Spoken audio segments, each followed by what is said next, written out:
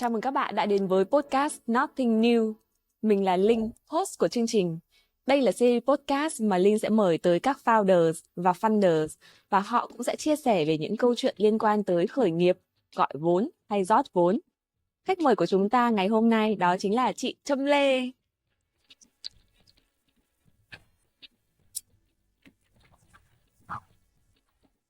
Lúc Linh và chị Trâm Lê có ngồi nói chuyện thì cũng nói là thực sự trong ngành startup và nhất là tech nữa, để tìm được một female leadership thì rất là khó. Và thật sự là rất là cảm ơn chị Trâm đã dành thời gian đến đây cùng với Nothing New để chia sẻ. Chị có thể giới thiệu đôi chút về bản thân mình được không ạ? Chào mọi người, mình là Trâm Lê, CEO và founder của Astronaut, nền tảng giáo dục công nghệ tích hợp AI trong mảng đào tạo và xây dựng năng lực nhằm tạo cái trải nghiệm cá nhân hóa cho người học và người dạy. Thì rất là vui hôm nay có dịp cùng đến với Linh và Nothing New Podcast. Cảm ơn chị Trâm. Lúc chị chia sẻ thì em bật ra ngay. Astronaut là gì ạ? Astronaut thật ra là một cái tên kết hợp giữa hai phần. Một là S đến từ education và astronaut thì đến từ cái hậu tố của astronaut. Thì thực ra từ cái tên cũng muốn gửi gắm cái mong mỏi nguyện vọng của đội ngũ astronaut là muốn tạo ra cái không gian, nhiều cái vũ trụ để mà mỗi cái người tham gia trong cộng đồng của astronaut cũng là người thám hiểm cái hành trình, mở ra cái hành trình về mặt đào tạo và học tập. Trước khi mình nói tới astronaut thì em sẽ hỏi một chút về kinh nghiệm quá trình làm việc của chị Trâm. Bởi vì em thì em biết được chị Trâm rồi. Trước khi thành lập startup riêng của mình, chị cũng từng làm các vị trí lãnh đạo tại các công ty và các tập đoàn đa quốc gia ở nhiều nước khác nhau. Các công ty đó, Linh nghĩ cũng là những điểm đến mơ ước của các bạn, như là Lazada, P&J hay là Đắk Nông tại Pháp, tại Sing và Việt Nam. Vậy thì trước đó làm việc tại các công ty đa quốc gia như vậy thì có ảnh hưởng gì tới phong cách lãnh đạo của mình không ạ? Thật ra thì Trâm cũng khá là may mắn, cái con đường sự nghiệp của mình nó mở ra nhiều cánh cửa khác nhau. Thì thực ra là Trâm cũng bắt đầu con đường của mình học và làm việc ở Việt Nam, tới những cái tổ chức hàng tiêu dùng thời điểm đó cách đây 18 năm ha, ở Nestle và Unilever. Rồi sau đó mình có dịp bước ra thế giới, ở Mỹ, châu Âu thì có Danone, một trong ví dụ ha, rồi cũng có một vài tổ chức khác. Rồi đến 2018 thì Trâm về lại Lazada ở vùng Đông Nam Á này, ở Sing. Thì và 2020 thì về Việt Nam và cũng có dịp làm ở P&J, một cái tập đoàn của Việt Nam nhưng mà cũng có một cái tầm vóc và những cái câu chuyện khá là hay. Thì thực ra nhờ cái trải nghiệm đó của mình thì chắc chắn nó có những cái điểm mà mình học hỏi được và nó cũng định hình cái cách mình làm việc cũng như là cái phong cách lãnh đạo của mình. Đầu tiên thì nhờ mình có dịp làm qua những cái tập đoàn lớn như vậy thì cái cách nhìn và cái cách làm việc của mình được tôi rèn để mà nó mang tầm chiến lược nhiều hơn. Thì nó cũng giúp cho mình khi mà mình xây dựng cái con đường startup. Thí dụ như là đương nhiên ở startup thì mình cũng phải rất là pragmatic, cũng phải rất là thực tế, mình cũng không thể bay bổng được, nhưng mà mình vừa thực tế nhưng mà mình song song phải có những cái suy nghĩ và cái lựa chọn chiến lược. Ví dụ như là câu chuyện mình phải đặt ra là mình thực ra muốn giải bài toán gì, cái business model của mình là làm sao và nó có scale hay không, có sự khác biệt giữa, đối với Trâm giữa khởi nghiệp và lập nghiệp nha. Thì khi mà Trâm cùng với những người đồng hành của mình xác định làm cái này thì cũng muốn đó là một cái business mà nó có scale, là khởi nghiệp chứ không phải là chỉ là kiếm một cái dòng tiền trong vòng ngắn hạn. Cũng như là mình sẽ phải có những lựa chọn về mặt chiến lược, coi là đi cái nào trước rồi sau. Thì đó là một trong những cái mà Trâm học hỏi được từ quá trình mình làm những công ty lớn. Ngoài ra thì mỗi công ty nó sẽ có những cái đặc thù khác nhau về do ngành cũng như là do yếu tố địa lý. Trâm cũng học được khi mà cái quá trình làm các công ty thì mình sẽ rất là chú trọng mình vị khách hàng. Cũng có những bài học mà nếu mà có dịp thì Trâm sẽ chia sẻ thêm. Người làm marketing hoặc người làm business thì lúc nào cũng nói là mình vị khách hàng, nhưng mà thực tế có làm được như vậy hay không và đi từ việc làm tới những cái quyết định của mình, thì cái đó Trâm cũng học được nhiều bài học từ cái việc đó. Một cái điểm nữa đặc biệt là cái thời điểm Trâm làm ở Lazada thì do cái đặc thù ở Lazada thì nó cũng cho mình cái sự linh hoạt, nó đòi hỏi mình phải đi theo một cái guồng rất là nhanh.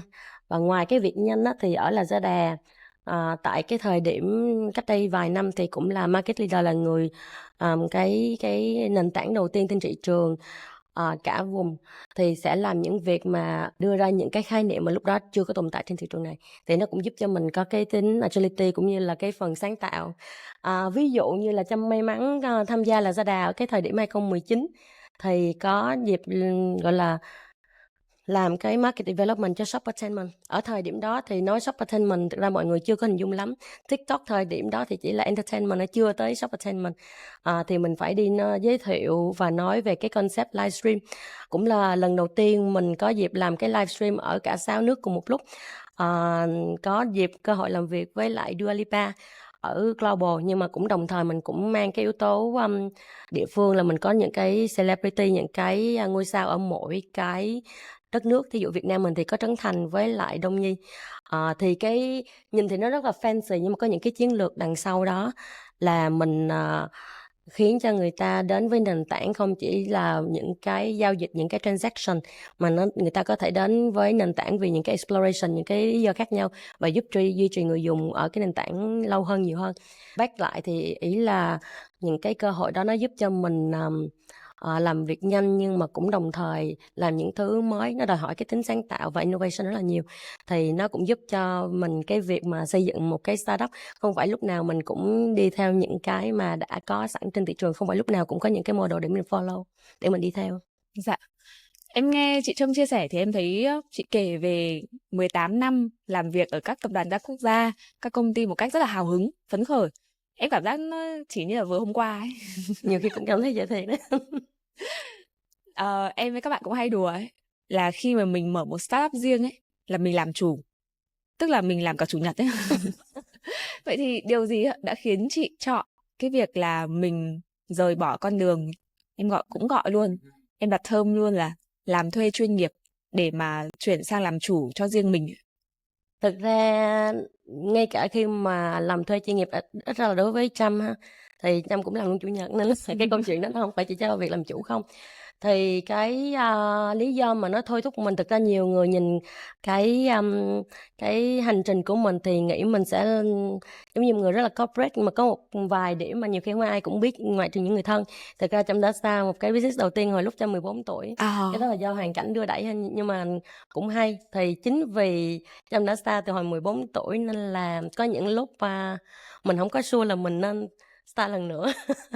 Ý là cái con đường Trâm cũng có biết. Hồi 14 tuổi đấy, business của mình là gì? Thực ra cái đó là năm 98, 97, 98, thì đó là chỉ là một cái tiệm video thôi, nó không phải là một cái startup fancy, không có tech gì đâu, nhưng mà nó cũng cho mình cái trải nghiệm là lúc đó thì cũng đang đi học cấp 2, cấp 3, thì buổi sáng thì mình cũng là một nữ sinh trường chuyên rồi trưa về thay đồ cái là mình trở thành một cái cô chủ tiệm này kia nọ.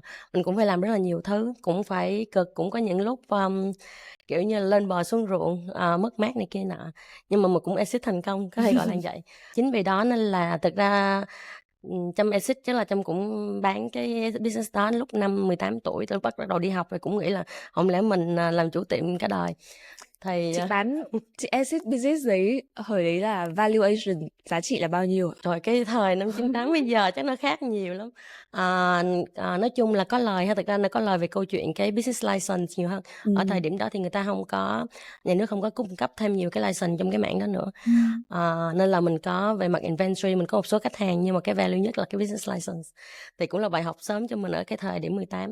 Sau cái thời điểm đó thì mình cũng đi học và làm management trainee ở Nestle, rồi sau Unilever, rồi đi làm global. Thì con đường rất là kiểu standard và nhìn cũng khá là fancy đối với lại nhiều bạn. Đến một cái thời điểm nào đó thì đối với Trâm nghĩ là ở mỗi cái giai đoạn của cái cuộc đời mình thì mình sẽ mong muốn có những cái mong ước và có hai bạn khác nhau. Thì sau khi được chinh chiến global ở ngành hàng tiêu dùng hoặc là bán lẻ hoặc là tech, thì thực ra từ cách đây 10 năm khi mà Trâm bắt đầu rời Việt Nam á, thì Trâm đã mong muốn là sẽ về lại Việt Nam để làm một cái gì đó, nhưng mà lúc đó mình chưa có định hình rõ nét. Thì 2020 có một cái cơ hội cũng hay và Trâm về lại để thực hiện việc đó. Thì tới lúc đó mình cũng làm cho những công ty Việt Nam, tại vì xác định ngay từ đầu về Việt Nam làm công ty Việt Nam. Thì cũng học hỏi được rất là nhiều thứ, được thấy mặc dù có thể là về việc làm công ty Việt Nam như ở P&J là một cấp tập đoàn cũng hơn 1 tỷ đô, Có thể về con số thì nó chưa bằng những cái tập đoàn mấy chục tỷ đô khác. Tuy nhiên thực ra ở Việt Nam thì cái scale khá là lớn, cái số lượng người cũng nhiều, thì cái scope của mình, tức là có câu chuyện scale của business đó và cái scope của mình, thì scope của mình rộng hơn và mình được tiếp cận những cái bức tranh mà có thể là khi mình làm global MNC mình không có thấy được. Tuy nhiên thì Trâm thấy là đâu đó khi mà mình tiếp tục những con đường gọi là làm thuê chuyên nghiệp đó thì mình cũng đang dồn hết sức mình để xây dựng cái giấc mơ và hoài bão của người khác. Thì vì sao mình không làm được cho mình, và cũng như là Trâm cũng thấy được cái bài toán mình muốn giải quyết trong mảng giáo dục và đào tạo. Thì đó là lý do mà Trâm quyết định chuyển con đường từ làm thuê chuyên nghiệp qua làm chủ. Thực ra cái quyết định đó cũng không có dễ, tại vì Trâm có share hồi nãy là mình cũng đã vài trải nghiệm trước đây đang yên đang lành.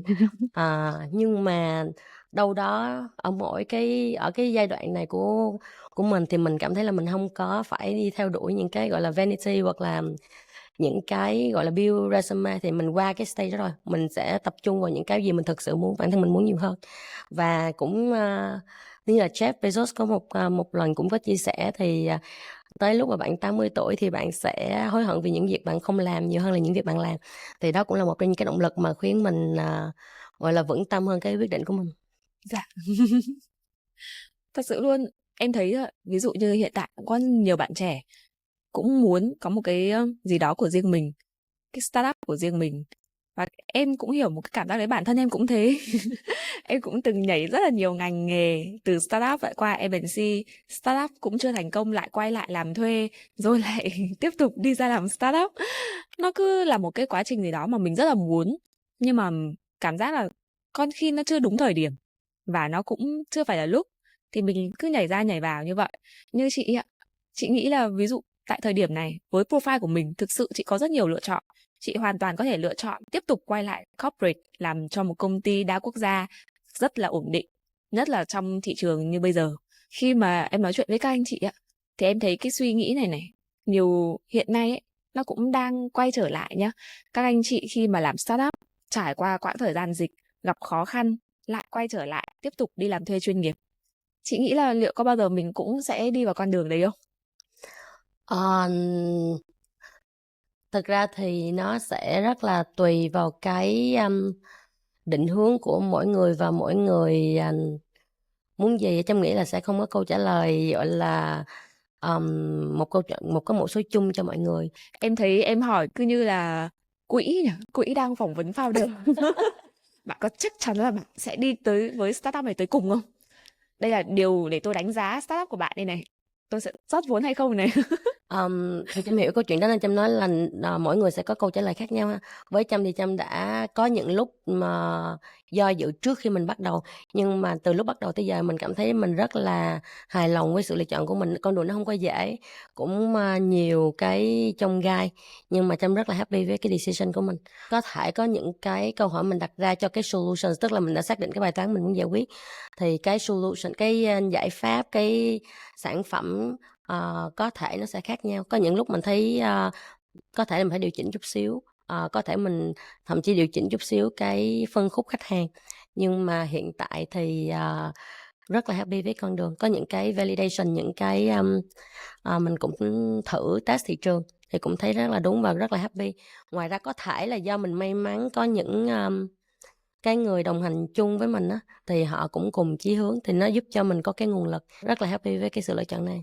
Dạ, lúc nãy chị cũng có chia sẻ là khi mà chị đi ra nước ngoài du học này hay làm việc thì chị sẽ luôn mong muốn quay trở lại Việt Nam. Tại sao lại là Việt Nam ạ? Tại sao không nhỉ?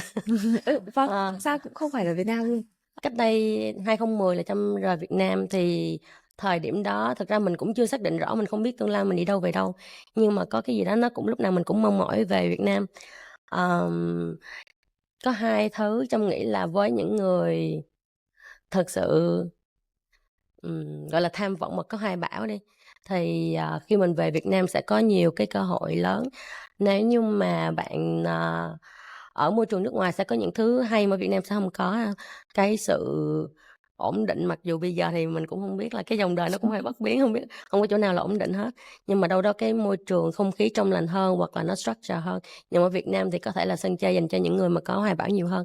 Thứ nhất. Thứ hai là Có thể cái này khi mình nhìn lại á, cách đây tức là Trâm thấy ở Việt Nam có nhiều cơ hội và Trâm cũng mong muốn là có nhiều thứ có thể về mặt business cũng như là con người có thể được phát triển hơn ở Việt Nam.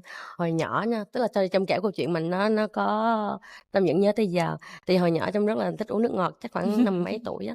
Thì Trâm nhớ có những cái đợt đó khoảng đầu những năm 90 thì thích uống Tribico, tại lúc đó trên thị trường có như đó. Thì khoảng 94, 95 thì sẽ có Coca-Cola với lại Pepsi vào thị trường Việt Nam. Thì thị trường bán gì thì mình mua đó thôi, nhỏ mình không có nghĩ hết. Thì khoảng 2-3 năm nhìn lại thì không thấy Tribico đâu nữa, thấy thị trường chỉ có Coca-Cola với Việt Nam với Pepsi thôi. Thì sau đó khi mình lớn hơn chút xíu, tức là trước khi mà mình đi á 2010 á, thì mình cũng có những suy nghĩ mình nói là tiếc là ở thị trường Việt Nam tại thời điểm đó thì chưa có những cái brand hàng đầu thị trường, vẫn là cái brand nước ngoài. Cái know-how về mặt innovation, tức là về mặt phát triển sản phẩm, về mặt công nghệ nó vẫn chưa bắt nguồn từ Việt Nam. Tức là thường những cái khoa học hay là những cái know-how đó thì nó đến từ nước ngoài và công ty Việt Nam bắt đầu học hỏi. Cũng mong mỏi là khi mà mình về lại Việt Nam thì mình sẽ làm được nhiều thứ mà không nhất thiết là mình chỉ phục vụ cho thị trường Việt Nam, nhưng mà sẽ bắt nguồn từ thị trường Nam thì mình sẽ có những lợi thế nhất định. Và tới thời điểm này châu Á nói chung, ngoài Trung Quốc ra thì Southeast Asia cũng là Đông Nam Á cũng là cái thị trường đang lên, thì Trâm nghĩ là đây là cái thời điểm đẹp để phát triển ở Việt Nam. Dạ, em hỏi như thế bởi vì câu tiếp theo em đang định hỏi thôi. Đấy là như ngành EdTech ở Việt Nam thì sẽ có những cái khó khăn hoặc là những lợi thế gì hơn so với các nước khác trong khu vực ạ? Cái ngành EdTech cũng là một cái ngành khá là hay. Astronaut thì tập trung trong có mảng adult learning, upskill, reskill, tức là nâng cao kỹ năng cho Người các đối lớn. tượng người lớn.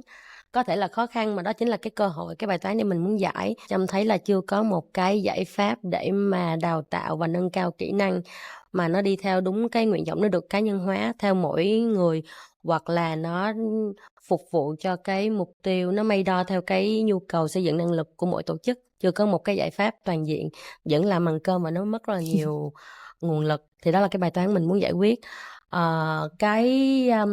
Thị trường ở Việt Nam nói chung thì tùy ngành, nhưng mà nó chưa có hình thành được cái standard rõ nét, chất lượng thượng vàng hạ cám, vàng thau lẫn lộn, nhiều khi mình thấy thau nhiều hơn vàng. Đó là một cái đặc thù của Việt Nam và một vài nước phát triển khác.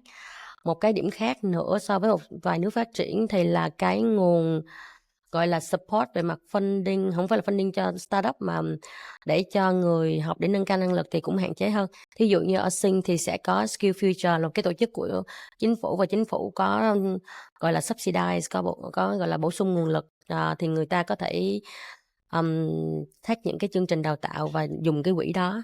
Ở châu Âu cũng vậy, châu Âu là nhiều khi đi học đại học là free này kia nọ luôn, thì ở Việt Nam nó chưa được như vậy. Một cái điểm khác cũng sẽ là cái điểm khó khăn ở Việt Nam và có thể là một vài nước đang phát triển là cái mức độ, thực ra trong nhiều ngành chứ không phải trong EdTech không, là mức độ sẵn sàng trả tiền hoặc là trả tiền cái mức giá nào. Thì thực ra cái nào cũng vậy, cái nào cái chất lượng nó cũng sẽ thường đi đôi với lại giá cả. Thì thành ra là nó cũng sẽ có, nó là con gà và quả trứng. Thì tại vì người không có nguồn và những cái quỹ từ chính phủ hay là các tổ chức phi chính phủ, và người học nhiều khi cũng không phải lúc nào cũng sẵn sàng để trả tiền tùy mảng nha. Có vài segment họ willing trả tiền, thì thành ra nó sẽ dẫn tới là cái chất lượng cũng khá khó đảm bảo. Thì đó là một vài cái khó khăn. Tuy nhiên có những cái khó khăn, có một vài điểm thì Trâm thấy là với công nghệ và cụ thể AI thì nó sẽ có thể giải quyết được bài toán đó. Dạ, những khó khăn mà chị vừa kể ấy, thì em sẽ chia nó là yếu tố bên ngoài. Nhưng còn về đối tượng như chính chị nói lúc nãy, chị có nói tới là đối tượng TA, target mà mình muốn hướng tới là bản thân của người học, người lớn mà đang có nhu cầu cần học để upskill của mình. Thì chị thấy là họ có cái hành vi behavior, thì như bản thân những cái hành vi của nhóm đối tượng này ở Việt Nam chị thấy có cái gì đó khó khăn hơn so với những đối tượng nước ngoài khi mà họ tìm kiếm hoặc họ theo dõi một chương trình để mà họ học tập không ạ? Có thể có vài điểm. Thứ nhất là ở có một vài điểm chung ha, thì ví dụ như là cái motivation, cái động cơ của cái người học mà muốn nâng cao kỹ năng, thì thường cái động cơ nó đến từ việc là họ muốn đào sâu cái chuyên môn nào đó, hoặc là họ muốn chuyển nghề, hoặc là đang chuyển dịch từ cái là individual contributor, cá nhân, lên một cái người quản lý. Thì đây là những cái điểm chung mà thường ở những nước khác cũng có điểm đó. Cái khác biệt là cái hình thức học mà ở Việt Nam thì mọi người sẽ có những cái hình thức học ví dụ như trên thế giới rất là phổ biến về câu chuyện on demand hoặc là e-learning, thì ở Việt Nam nó hơi khó ở cái mức độ là duy trì, tức là họ có thể bắt đầu được một vài tiếng mà họ sẽ không duy trì được hết. Một phần là vì những cái nội dung đó nó không có được cá nhân hóa và nó chưa có xây dựng được cái gọi là trải nghiệm học, learning experience design chưa có tốt. Cái điểm thứ hai nãy Trâm có chia sẻ là cái mức độ sẵn sàng chi trả. Và cái thứ ba thì có thể do thị trường nói chung chưa có những cái standard thì hơi khó cho họ lựa chọn về mặt cái uy tín hoặc là credential. Thì có vài điểm như vậy. Dạ, em hỏi như thế bởi vì em khi mà chị chia sẻ, em thử điểm qua hết trong tất cả những người trong connection của em, ai là người có khả năng tự học, ai là người bắt buộc phải tới lớp hoặc là theo một cái lớp học nào đó thì mới có thể tiếp thu được kiến thức. Thì em nhận thấy là thực ra càng lớn hơn, càng trưởng thành hơn, khi mà mình có motivation đủ lớn, khi mà mình cần thêm một kỹ năng đặc biệt trong một ngành nghề nào đó, khi mà mình cần có kỹ năng để mình thăng tiến phát triển sự nghiệp, cái motivation đấy đủ lớn thì em mới đi học. Chứ trước giờ em nghĩ là kiểu như hồi mình học đại học này, hoặc là hồi mình học để mình đạt được cái bằng ấy, thì mình đúng là mình học cho có thôi. Và khi mà nói chuyện với nhiều bên cũng là về EdTech thì em nhận ra rằng đây cũng là cái bài toán mà họ cần phải giải. Làm sao để mà cho cái motivation của người học đủ lớn để họ có thể tiếp tục theo học đến cùng. Vì người ta cũng nói rồi thôi, thực ra là there's a will, there's a way. Một khi mình mong muốn thì tự dưng là người thầy sẽ đến. Người thầy ở đây thì cũng có thể chính là từ astronaut, là AI, là các khóa học của mình. Chính xác. Thực ra cái động cơ lớn nhất cho cái phân khúc người lớn này thì nó sẽ gắn tới cái việc cái career với sự nghiệp, cái job, career sự nghiệp, lương bổng này kia nọ. Thì đó là lý do mà ở astronaut thì có 3 cái đối tượng khác nhau, vì mình xác định mình là nền tảng, là platform, là người học, người giảng dạy và đào tạo, có thể là cá nhân hoặc là tổ chức, và doanh nghiệp hoặc là employee. Thì do đó thực ra ngay từ cái định hướng của astronaut thì thứ nhất là cũng gắn những cái chương trình đào tạo đó nó sát với thực tế. Vì ví dụ như mình đang nói là học về marketing, thực ra thì marketing nó sẽ rất là khác nhau giữa cái level một cái bạn fresher, một cái người đi làm vài năm, và một cái người ở manager, director hoặc là C-level. Thứ hai là cái industry nó cũng rất là khác nhau. Marketing ở trong retail sẽ khác, consumer sẽ khác trong tech. Thì mình cần bảo đảm được là cái nội dung nó relevant với cái người học. Thì cái việc đó nó là cũng một bài toán bên astronaut giải quyết. Thứ hai là cái việc mà mình kết nối cái việc học, cái learning, cái việc xây dựng đào tạo kiến thức và kỹ năng đó với lại cái job placement. Thì bên trong đó lý do mà trong cái platform của mình thì cái đối tượng thứ ba là đối tượng employers, thì mình cũng có cái đối tượng đó. Và thực ra ở trên nó bắt đầu lúc đầu là có những cái thử nghiệm và bây giờ đã đi vào guồng, thì cũng kết nối người học và thậm chí là nhiều khi trong cộng đồng, từ câu chuyện giúp họ xây dựng CV, xây dựng profile và kết nối với doanh nghiệp luôn. Thì đó là cũng một trong những cái mảng mà bên trong đang thực hiện. Dạ. Về job placement thì bảo đảm hai cái phần đó. Dạ vâng, có câu hỏi này em quên mất là em định hỏi đầu tiên chương trình. Điều gì khiến mình chọn giáo dục Education? Sao không phải là tài chính? Sao không phải công nghiệp? Sao không phải là những cái ngành nghề khác? Dạ, thật ra câu hỏi hay là cũng một cái mà Trâm với lại cái bạn của founder cũng suy nghĩ nhiều, có nhiều lý do nhưng mà chắc là sẽ có 2 điểm chính. Thứ nhất là thực ra cái background của Trâm cảm thấy là nó cũng bình thường á, mình cũng học ở Việt Nam, cũng làm ở Việt Nam, nhưng mà đâu đó vì nhiều cơ duyên mình có những cái work class experience, những cái trải nghiệm bước ra thế giới. Mình không phải chỉ phụ trách thị trường Việt Nam hoặc là compete với cái thị trường lao động ở Việt Nam mà trên thế giới. Thì khi mà có dịp nhìn lại thì Trâm thấy là nó có 2 cái điểm nó mở ra những cánh cửa đó cho mình. Thì hai cái điểm đó đều dính tới education, nó đều liên quan tới education hết, giáo dục hết. Cái thời điểm đầu tiên là cái thời điểm mà Trâm lên cấp 3 học năng khiếu. Thực ra không phải câu chuyện trường chuyên lớp chọn, tại vì cấp 2 cũng học trường chuyên, nhưng mà cái câu chuyện là cái triết lý về giáo dục ở năng khiếu nó khá là khác với những trường khác tại thời điểm đó, cởi mở hơn, cho mọi người nhiều tự do và không gian hơn. Thực ra có thể là nó sẽ không phù hợp với tất cả mọi người đâu, bạn nào mà quen được gò ép thì có thể là không phải là môi trường phù hợp, nhưng mà nhờ cái không gian tự do đó thì nó cũng cho mình cái cơ hội để tập trung học những gì mình thích. Đương nhiên ở năng khiếu thì có những thứ khác nó đòi hỏi khả năng tự học, nên là những cái mảng khác không phải là mình bỏ, nhưng mà nó đòi cái phần tự học nhiều hơn, và cũng đòi hỏi cái khả năng tư duy. Tức là thay vì nhiều khi ở Việt Nam có câu chuyện ngồi giải đề, mình giải 20 cái đề nhưng mà nhiều cái bản chất cái cũng như nhau còn ở năng khiếu thì đòi hỏi là mình giải một cái đề nhưng mà giải 20 cách khác nhau. Thì cái đó là cái điểm thứ nhất. Chị ở trong cái môi trường như thế thì đã khiến chị có cái suy nghĩ gì khác mà chị nghĩ được rằng là phải là giáo dục? Thực ra là hồi nhỏ thời điểm đó mình cũng không nghĩ nhiều đâu, khi mà mình cứ nhìn lại cái chặng đường của mình á, thì mình thấy được có hai cái thời điểm mà nó giúp mình xây dựng cái kỹ năng tư duy không đi theo lối mòn khá là khá sớm sau cái thời điểm đó. Có thể bây giờ cái việc đó được chú trọng hơn rồi, nhưng mà cách đây mấy chục năm, mười mấy 20 năm thì nó chưa được chú trọng nhiều. Thì nhờ đó cái mình suy nghĩ chủ động hơn. Cái thời điểm thứ hai hoặc là cái moment thứ hai là cái việc mà mình học MBA ở Mỹ. Lúc đó thì cũng may mắn là có những anh chị hỗ trợ để có chia sẻ thêm, thì mình cũng có được cái học bổng. Thì nó mở ra những cánh cửa khác cho mình. Khi mà nhìn lại thì Trâm thấy là có hai cái thời điểm đó mà nó mở những cái ngã rẽ, những con đường khác cho mình, và Trâm thấy được là thực sự nếu mà việc giáo dục mà làm đúng và làm tốt thì nó thực sự có một cái ảnh hưởng tích cực tới sự nghiệp và đương nhiên tới cái career của một người. Thì đó là lý do thứ nhất. Ngoài ra thì cái lý do thứ hai nó thiên về business nhiều hơn, và Trâm với lại bạn co-founder cũng thấy được là khi mà mình có dịp làm ở global, ví dụ như là Đà Nẵng lúc đó Trâm phụ trách 70 nước, hoặc là Lazada phụ trách 6 nước Đông Nam Á, và ngay cả khi là mình về Việt Nam ở P&J chẳng hạn, khi mình đứng ở những vị trí là lãnh đạo của một cái khối, một cái chức năng, thì ngoài việc làm project này, làm project kia, làm shop attainment, thì mình cũng có trách nhiệm phải xây dựng năng lực cho tổ chức để mà ngoài mình ra thì những bạn khác trong team, trong các nước khác cũng có thể thực hiện được. Thì Trâm mới thấy là chưa có một cái giải pháp, cái việc thực hiện nó khá là mất nhiều công sức.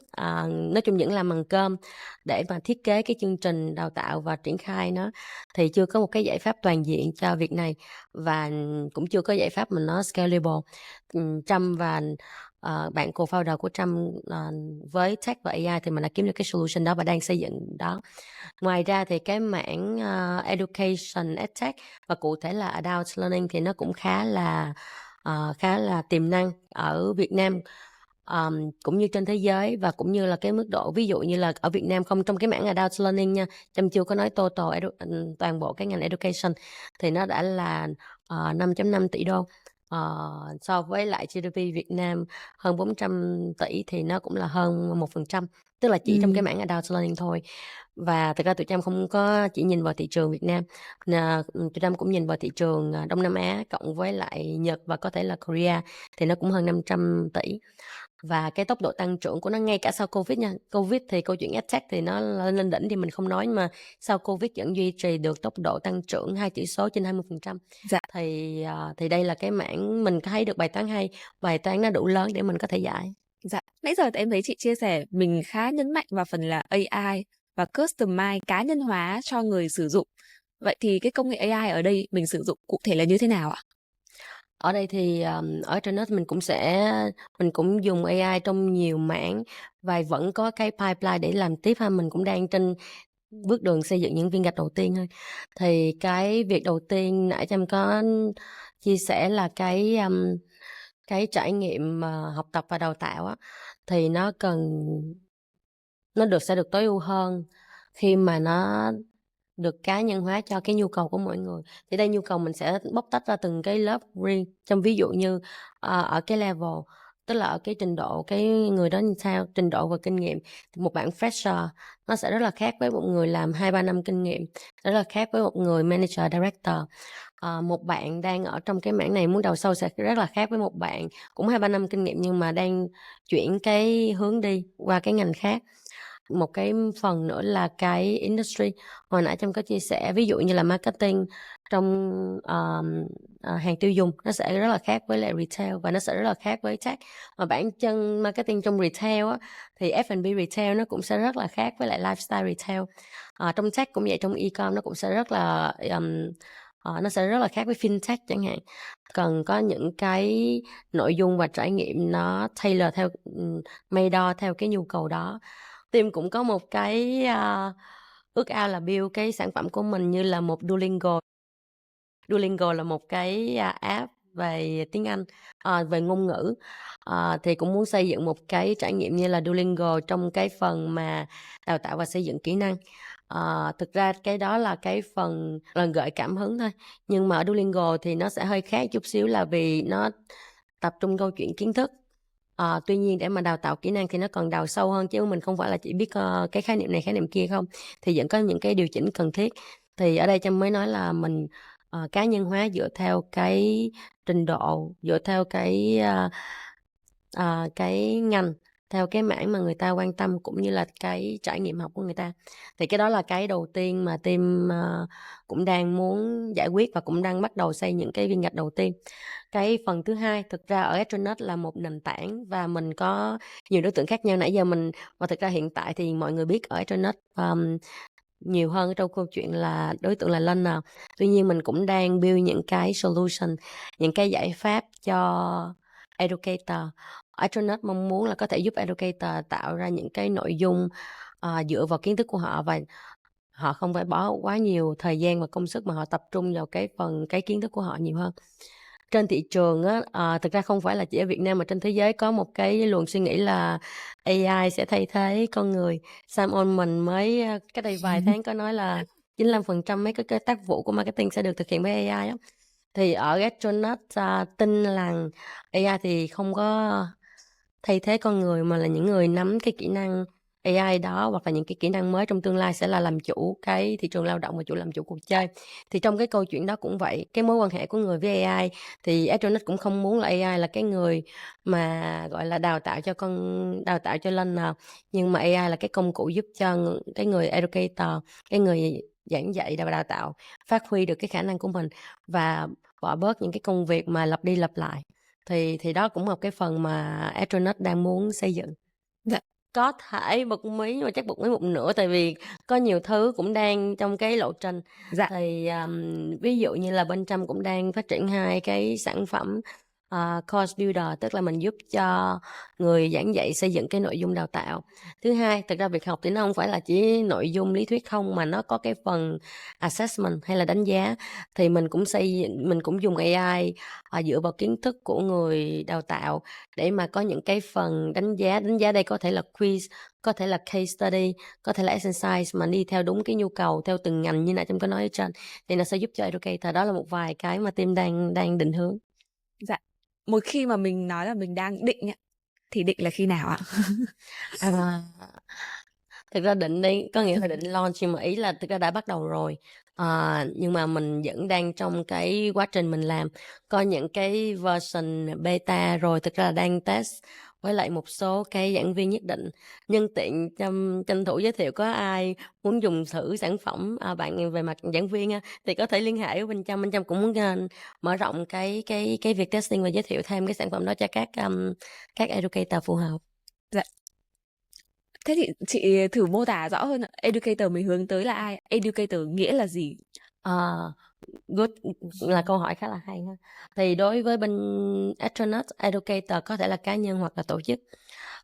Educator mà Astronaut nhắm tới là những người có vài điểm có khả năng và kiến thức chuyên môn nhưng mà cũng có kinh nghiệm thực tế, tức là không phải chỉ là hàn lâm, và họ có mong muốn chia sẻ cái kiến thức của mình vì họ có kiến thức chuyên môn rồi kinh nghiệm thực tế nữa, nên thực ra là cái nồi cơm của họ đang ở chỗ khác chứ thường không phải là ở việc giảng dạy. Cái mà thường họ không có là thời gian. công sức, tức là họ sẽ kiến thức mà làm sao mà chuyển tải những kiến thức đó thành nội dung đào tạo là một công việc khác. Thứ hai là không phải ai cũng có cái chuyên môn về việc xây dựng cái trải nghiệm học, là cái learning experience design, tức là việc mình có kiến thức là việc, nhưng mà làm sao mình xây dựng cái lộ trình, cái quá trình để mà người học có thể tiếp tục cách hiệu quả nhất. Thì đây là những cái phần mà Astronaut có thể hỗ trợ bằng những cái vận hành của Astronaut cũng như là bằng công nghệ.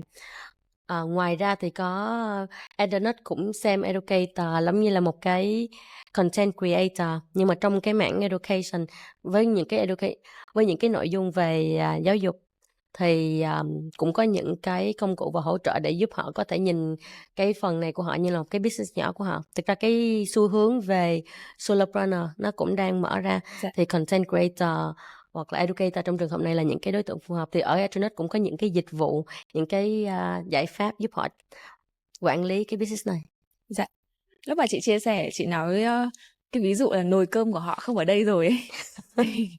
Vậy thì motivation của educator là gì? Và thường mình sẽ có ấy, cái motivation, mục đích mà để cho educator họ có thể mong muốn làm cái việc này là gì? Có thể từ cái mức thấp nhất như mình đang nói này, là nồi cơm, xong đến mức cao hơn là về các nhu cầu self-esteem, tự nhận thức được bản thân, hay là được mọi người khác, được người khác quan tâm tới. Thì theo chị ạ, điều gì để khiến cho Astronaut có thể kéo được hoặc là lôi cuốn được nhiều educator hơn? Giống như Linh nói thì đúng là mỗi educator thường sẽ có những nhu cầu khác nhau. Thường Trai Trâm thấy cái điểm chung là bản thân họ phải có cái đam mê muốn chia sẻ những kiến thức và kinh nghiệm trải nghiệm của mình. Ngoài ra có nhiều người cũng chia sẻ với Trâm là khi mà họ chia sẻ, họ đi đào tạo thì họ cũng học được rất là nhiều thứ.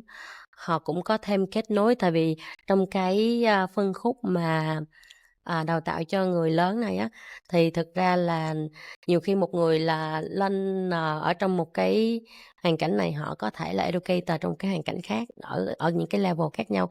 Thì cái việc mà kết nối với cộng đồng cũng là cộng đồng và những người trong có chuyên môn thì cũng là một trong những cái motivation. Còn lý do mà họ đến với Astronaut và một số cái điểm khác biệt của Astronaut cho cái phân khúc này, thì như nãy Trâm có chia sẻ, mình có những cái giải pháp để giúp họ có thể tạo được cái trải nghiệm sẽ tiết kiệm thời gian và công sức của họ hơn. Ngoài ra thì thực ra là nếu như mà ai có dịp làm educator mà có tâm chút xíu thì sẽ biết thực ra cái việc đó nó đòi hỏi cái phần vận hành rất là nhiều, từ công việc admin, rồi mình gọi là tuyển sinh hoặc là thu hút học sinh. Trong một thời gian đó mình cũng phải giải đáp những thắc mắc của họ, rồi trao đổi này kia nọ. Thì thực sự thì không phải ai đó, những cái người mà có nồi cơm ở chỗ khác cũng không có đủ nguồn lực để làm việc này, thì ở Astronaut hỗ trợ cho họ việc đó. Ngoài cái mong muốn được chia sẻ thì chị nghĩ educator còn đến với mình vì mong muốn nào khác không ạ? Hồi nãy Trâm cũng có chia sẻ về cái việc mà solopreneurs, thì thực ra đối với Astronaut thì khi mà một educator chia sẻ và tạo ra giá trị thì nó cũng rất là công bằng khi mà họ có thể thu nhận một phần giá trị nào đó. Thì xu hướng solopreneurs hoặc là khi đi training như vậy thì các educator thường cũng sẽ có một cái nguồn thu nhập thêm, một nguồn hoặc là nguồn thu nhập thụ động. Thì đây cũng là một cái motivation cho một số educator. Dạ. Lúc chị chia sẻ là em nghĩ ngay, wow, mình cũng muốn như thế. Vì khi mà nhắc tới thu nhập thụ động này, positive income, và mình nghĩ ngay tới cái terms là tự do tài chính. Thực sự đến bản thân em bây giờ em cũng không bao giờ nghĩ là mình sẽ đi làm thuê cả đời. Mình cũng mong muốn là mình sẽ có thu nhập đến từ nhiều nguồn khác nhau. Và nếu như thu nhập đến từ một cái nguồn mà khiến mình cảm thấy là mình cũng đang tạo ra giá trị từ nguồn đó, thì chắc chắn là em cũng sẽ đăng ký tham gia rồi. Vậy lên đăng ký thử đi. Và ngoài AI ra thì Astronaut của mình còn có cái điểm vượt trội hoặc là unique selling point để khiến cho người sử dụng sẽ chọn mình không ạ? Thực ra AI là công cụ, là một cái enabler để cái cuối cùng là mình tạo ra cái trải nghiệm học và cái nội dung học. Thì ở Astronaut ngoài cái phần đó ra thì này nó trong cái phần chiến lược về việc mình sẽ lựa chọn mình làm cái gì trước cái gì sau, và cái gì mình làm tự làm và cái làm với partners. Thì Astronaut ngay từ đầu đã xác định mình sẽ là platform. Platform có nghĩa là trong một số phần mình sẽ có thể đóng vai trò marketplace, mình có thể kết nối educator với lại người học. Tuy nhiên nếu mà mình chỉ đóng vai trò kết nối không á, thì cái giá trị tạo ra nó chưa có đủ để người học đến với mình và vẫn duy trì với mình.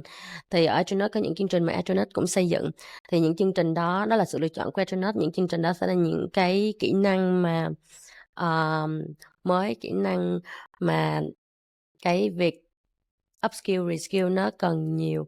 Ví dụ như thực ra ở trên nó có rất là nhiều chương trình đào tạo khác nhau, nhưng mà một trong cái series mà đang có cái demand, cái nhu cầu cao nhất là những cái kỹ năng về AI cho cả các bạn bên mảng tech và có những bạn bên mảng business hoặc là non-tech. Thí dụ như là trong marketing, thực ra là Trâm hoàn toàn có thể tổ chức những cái chương trình training về brand marketing, nhưng mà trên thị trường đã có rồi, cái đó là một cái đại dương đỏ.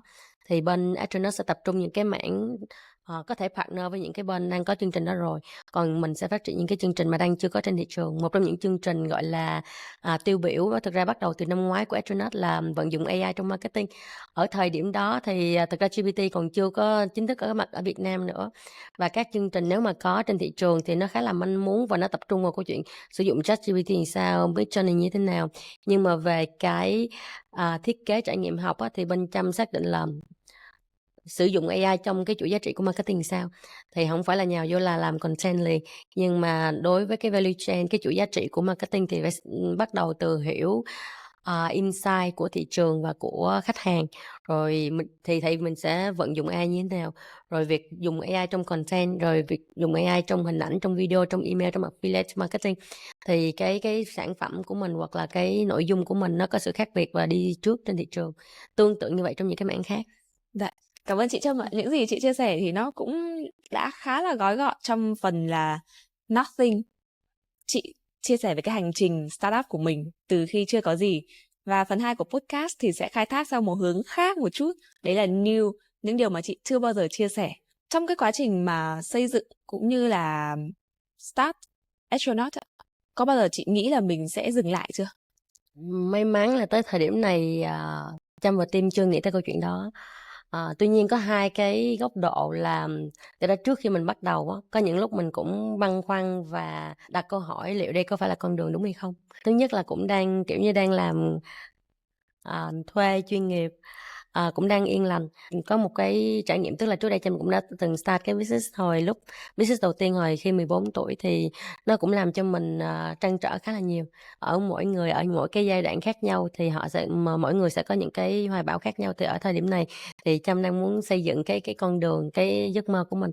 Thì may mắn là Trâm chưa có hối hận, chưa có trăn trở. Có điểm thứ hai là thỉnh thoảng mình sẽ phải đặt câu hỏi cho những cái giải pháp của mình. Tuy nhiên cái vấn đề mà mình đang muốn giải quyết thì vẫn như vậy. Thì Trâm và team cũng rất là đang vững tin cái con đường của mình. Vậy thì chị có thể chia sẻ cái thời điểm mà mình thấy khó khăn nhất không?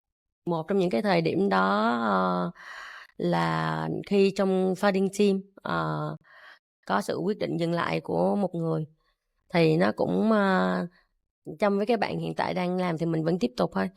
Thì nó hơi thường lúc đến với nhau bao giờ cũng nồng nhiệt và hạnh phúc, nhưng mà lúc chia tay thì đương nhiên có những cái khác biệt. Thì cái lúc đó cũng là cái lúc khó khăn, tại vì mình cũng đang phải làm những thứ, tức là về mặt vận hành thì mình vẫn đang phải vận hành, nhưng mà mình cũng phải nghĩ tới cái việc mà giải quyết vấn đề nó như thế nào. Nhưng mà thật sự là Trâm nghĩ là Trâm may mắn là cái bạn của founder hiện tại cũng luôn đồng hành với mình trong cái thời điểm đó. Rồi trong team của mình cũng có những bạn đó, những cái bạn đồng hành không phải chỉ là cùng của founding team, mà team của mình, team của Trâm thì cũng có những bạn rất là trẻ, 2002.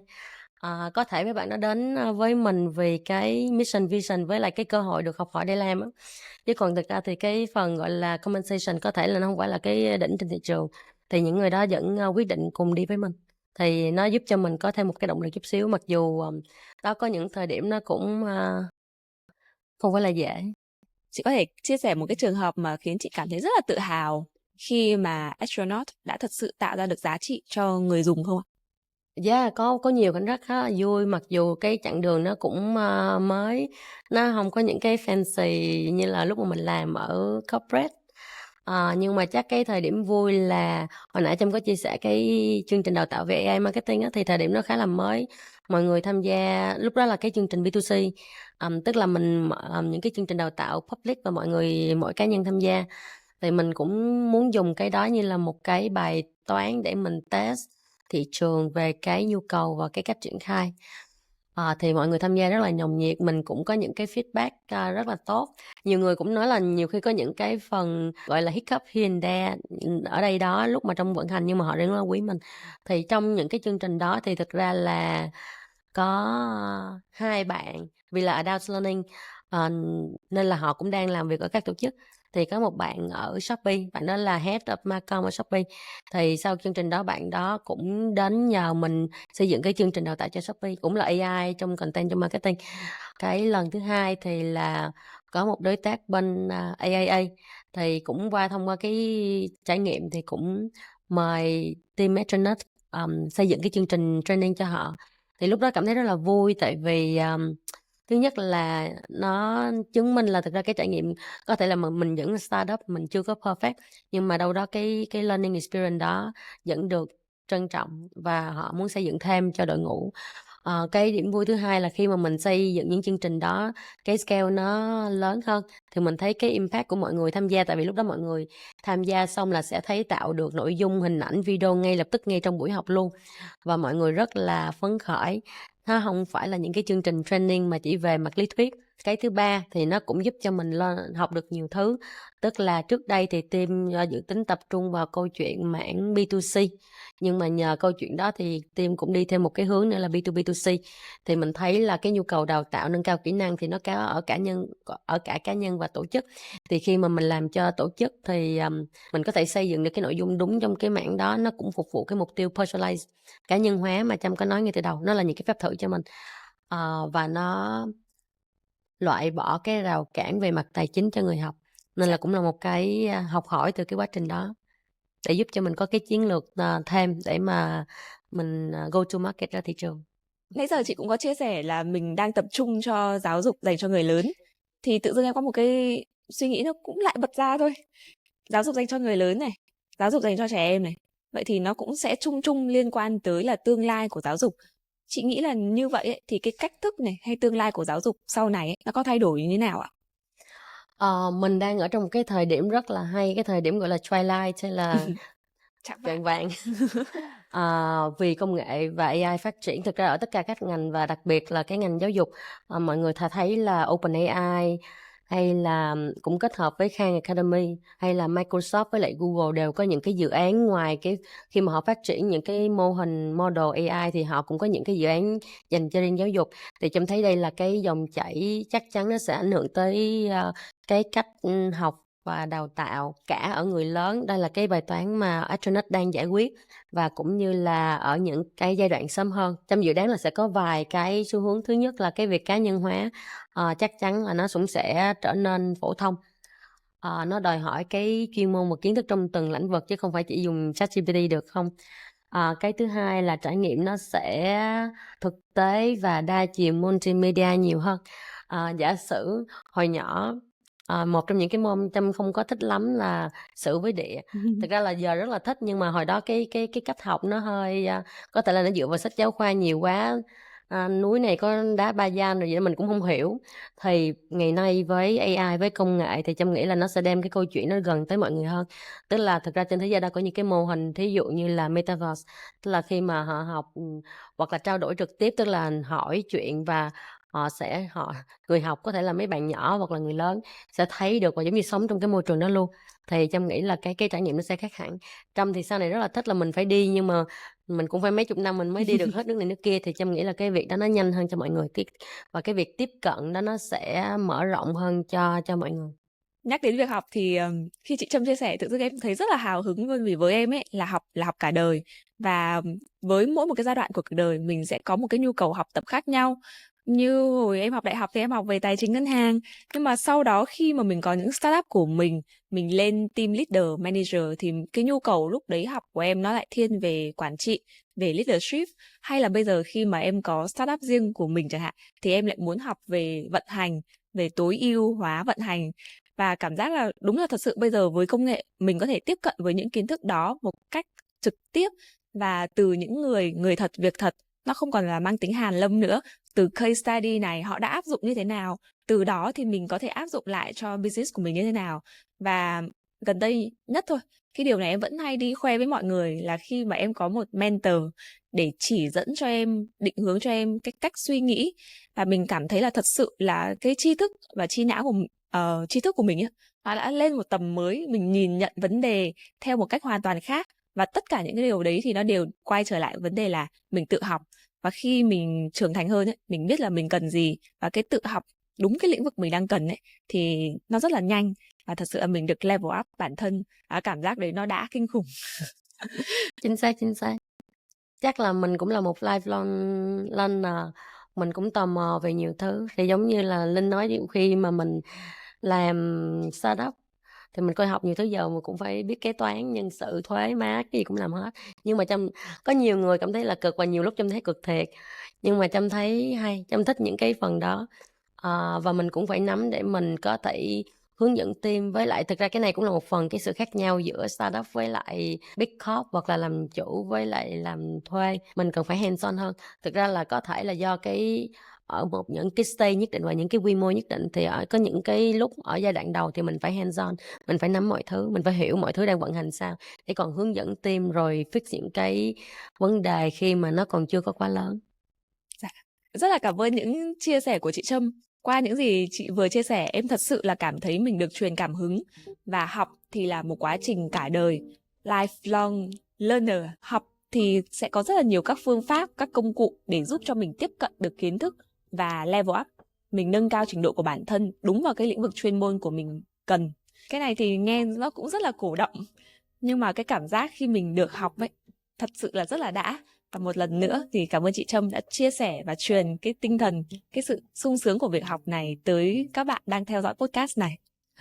Cảm ơn Linh. Trâm cũng rất là vui có dịp chia sẻ những cái kinh nghiệm của mình, những cái trải nghiệm của mình cùng với đội Nothing New, và mong là sẽ có nhiều startup và investors, funders cùng tham gia những cái chương trình như vậy. Dạ vâng, cảm ơn chị Trâm ạ. Cảm ơn Linh.